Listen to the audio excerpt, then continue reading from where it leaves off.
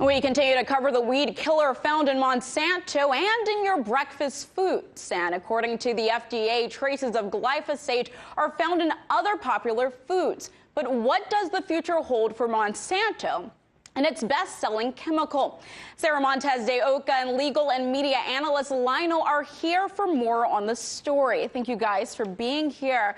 Now, we're going to start with you, Sarah. You reported yesterday that Bayer's lawsuits have been on the rise. Have they responded since then?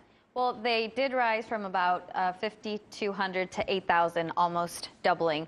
And Bayer had kept pretty quiet until then. Actually, they said they were committed to the merger, which is set to be integrating between Bayer and Monsanto by the end of this month. So they're fully committed. And the CEO actually released a statement saying nothing has changed concerning our strategy, attractive synergy potential, and longer-term growth and margin expectations for our combined crop science business. We are very optimistic for the future of the business. Again, denying that Monsanto and the weed killer actually causes cancer for that verdict. So they're going to continue to fight.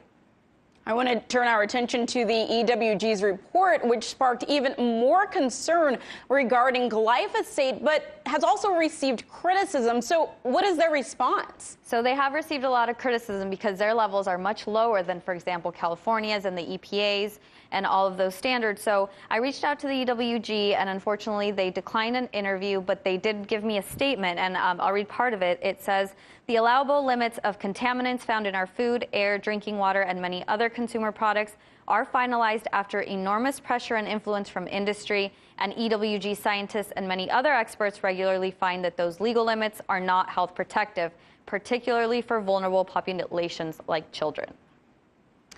So now that people are aware of glyphosate, would you say that people are worried that it might be in more of our food products? Absolutely, and I reported on this earlier. The FDA has been doing a report since 2016. Their results are set to be released sometime soon, we hope. But they did find traces of glyphosate in honey, for example, and the unfortunate part is that farmers aren't spraying their beehives with glyphosate, so the FDA cannot hold them liable. While this is technically a violation, these beehives are accruing the glyphosate from the bees who are getting it from other crops around them. So there's really no regulation or anything they can do about it. Nature Valley, for example, just came out yesterday with a statement saying that they're going to remove 100% natural from their labels and going forward to kind of eliminate any risk of litigations or any lawsuits, and to really focus on making the product 100%. So this could be setting precedent for other brands that might be able to do the same thing or are thinking of it, or even listing glyphosate as an ingredient. For sure. I want to turn our attention now to you, legal and media analyst Lionel of Lionel Media. So, Lionel, are we finally starting to see mainstream coverage of the issues around Roundup and glyphosate? Absolutely. In fact, those of us who have been a part of and been following, and I'm not even sure if you can call it alternative media anymore, but social media platforms, we've known about this forever.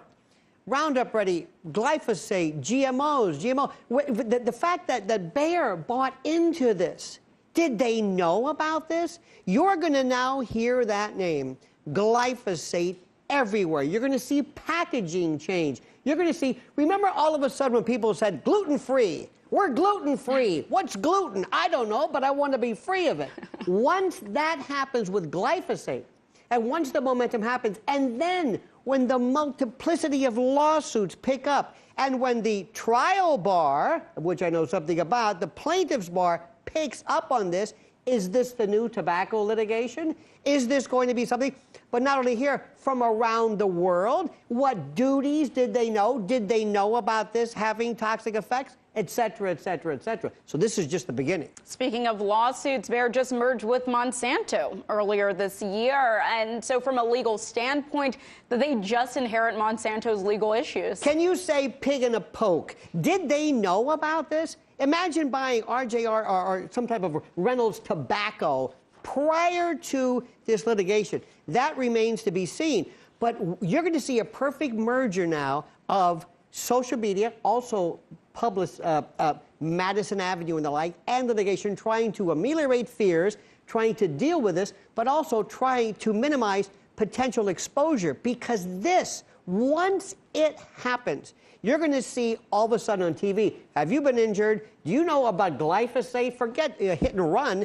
And I don't mean to mock that, but trial law in the courtroom is normally the final tribunal for things that have monumental effects on what we as citizens involve ourselves in and consume. So get ready.